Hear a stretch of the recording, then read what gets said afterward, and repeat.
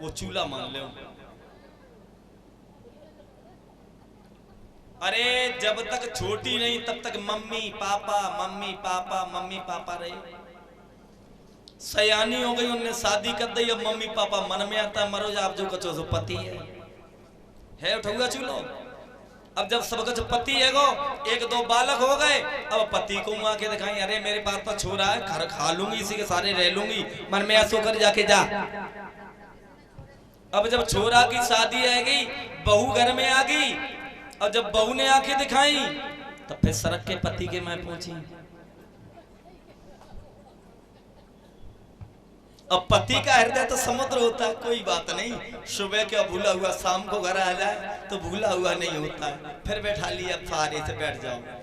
अब 2-4 दिन कटे, अब फिर पति से निगमन हुई, अब उधर बेटा से हो चुकी है, पति से अब पहुंची पिता के घर पे, जाने कैसे घर में तुम डाल दो, तेरे तो मुझे मूड़ी कटवा दो, ऐसे घर में कर दियो मेरा जीवन नरक है गया। अब बाप ने भैया ने थोड़ी मदद की, कोई बात नहीं तुम यहाँ रहो। अब 2-4-6 दिन, हफ्ता 15 दिन, महीना भर रहे। अब घर में बाबिन ने आंखें निकाली, कहा तेरी शादी जैसे करी गई थी का, यहाँ जीवन काटेगी, अपने घर जाके देख। अब ने झोला उठा, वो फिर पहुंच गई। मैं है या नहीं है? तो तुम लोगों को तो उठा चूल्हो है, कब जहाँ रखो, जहाँ से वहां रखो, वहां से वहां लौट फिर के आना नहीं है। एक बात बता दे मैया,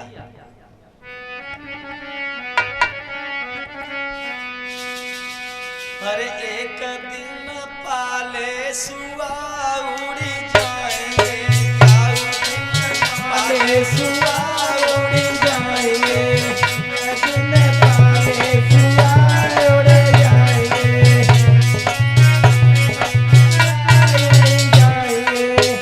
कौन से सुआ? जिनके लिए हम और आप दिन रात लगे हैं, मैं अपनी संतान का भविष्य बना लूं।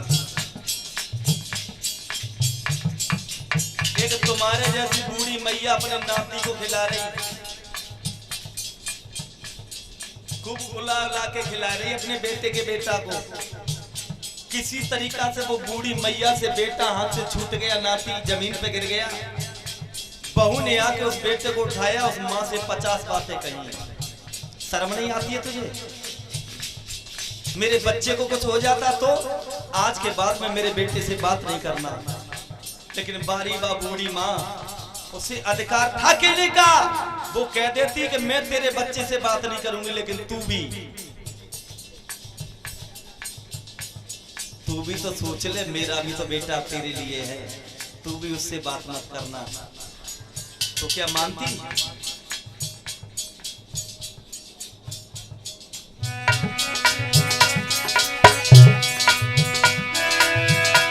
अरे पाले सुआ उड़ी जाएंगे, पाले सुआ उड़ी जाएंगे।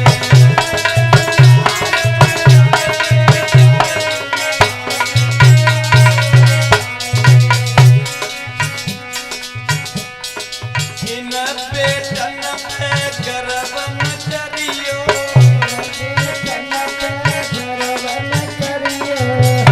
चाहे एक हो चाहे 10 हो, अभिमान नहीं करना। क्यों? एक दिन बेटा पड़ोसी है जाएंगे,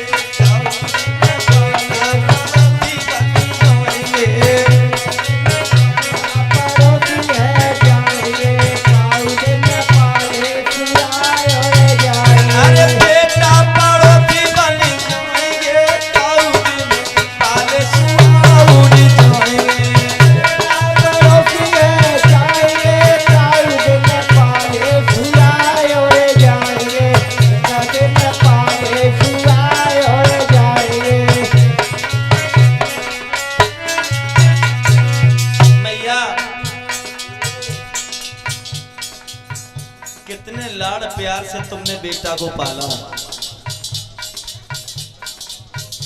ओ बूढ़ी अम्मा, अपने खून के एक एक कतरे से तुमने अपने बच्चे को सींचा है, और जब बेटा की शादी हो जाती है तो मां से वो अधिकार छिन जाता है।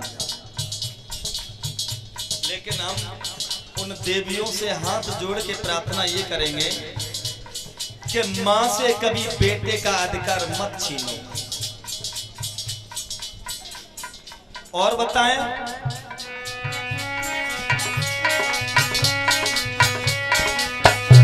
अरे इन बिटियन से हित मत करियो, बिटियन से हित मत करियो, इन बिटियन से हित मत करियो, बिटियन से हित मत करियो।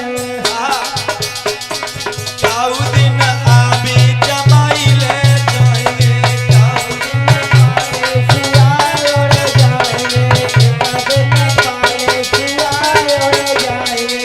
आबी जमाई ले जाएंगे, कितनी दिन पाले सुआ उड़ जाएंगे।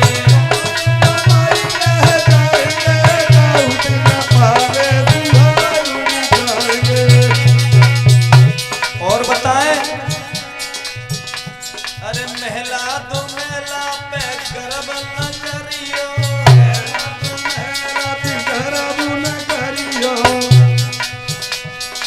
काऊ दिन सब ही पड़े रही जाएंगे, काऊ दिन वहीं पड़े रह जाएंगे, आउ दिन पाले सुआए उड़ जाएंगे। अरे तब ही पड़े रही जाएंगे, कितनी दिन पाले सुआ उड़ी जाएंगे।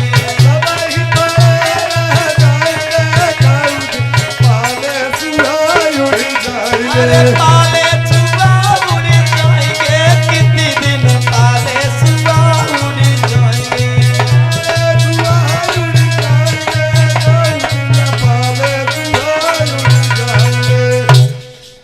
एक दिन पाले सुआ उड़ी जाएंगे।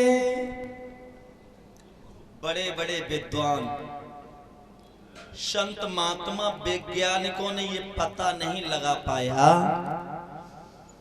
इस शरीर से प्राण किधर से होकर निकल जाते हैं।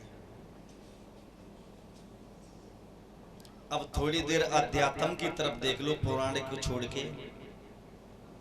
हमारे शरीर में 10 प्राण होते हैं, 10। 5 प्राण होते हैं और 5 उप प्राण होते हैं। और हमारे शरीर में 10 ही दरवाजे होते हैं, 2 कान के, 2 आंख के, 2 नाक के, 1 मुंह का, शेष मलमूत्र। और 10वां दरवाजा होता है, वो यहां होता है तालू पर, जिस जगह पर धनुंजय नाम का प्राण कार्य कर रहा होता है।